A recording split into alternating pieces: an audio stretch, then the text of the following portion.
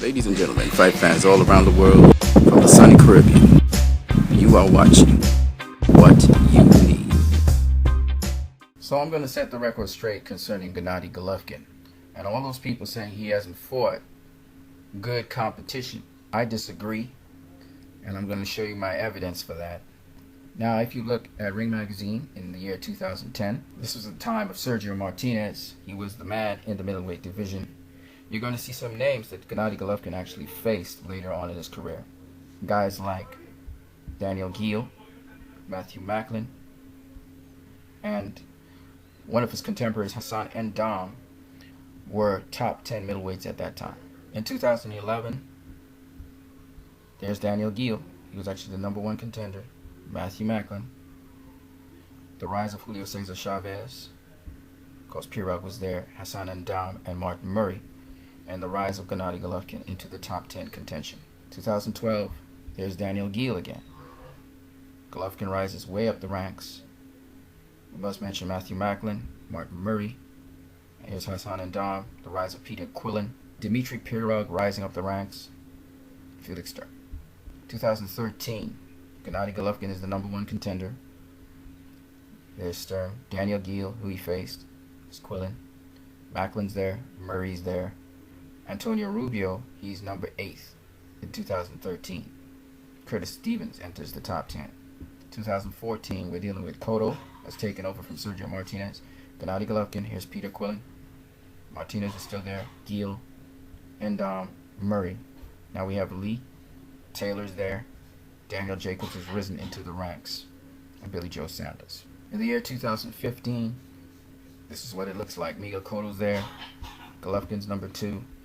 Andy Lee, Peter Quillin, David Lemieux, Billy Joe Saunders, Daniel Jacobs, Hassan N'Dam, Daniel Geale, Chris Eubank, and Michel Soro. Hassan N'Dam has repeatedly been in the top 10 since 2010. And Lemieux, he went on to beat Hassan N'Dam the fight before. So he beat a top 10 fighter. That's how he ended up in the top 10 ranks this year. And because of that, he faced Gennady Golovkin. He actually won the IBF World Middleweight title that Jermaine Taylor had to vacate. Matthew Macklin. He faced Matthew Macklin in 2013. Matthew Macklin was a top 10 middleweight at the time. Then faced Daniel Geale in 2014. Daniel Geale was a top 10 middleweight at the time he faced him. He then faced Martin Murray in 2015, and Martin Murray was a top 10 middleweight when he faced him. Now he has faced David Lemieux. And David Lemieux, as you can see, he's a top 10 middleweight, and he was a world champion. My point is this, that Gennady Golovkin has faced 4 really good top 10 middleweights. One of them was a former 2-time world champion, and one of them a current world champion. So I truly believe Gennady Golovkin has fought some solid top 10 opponents. I think he's progressing very well.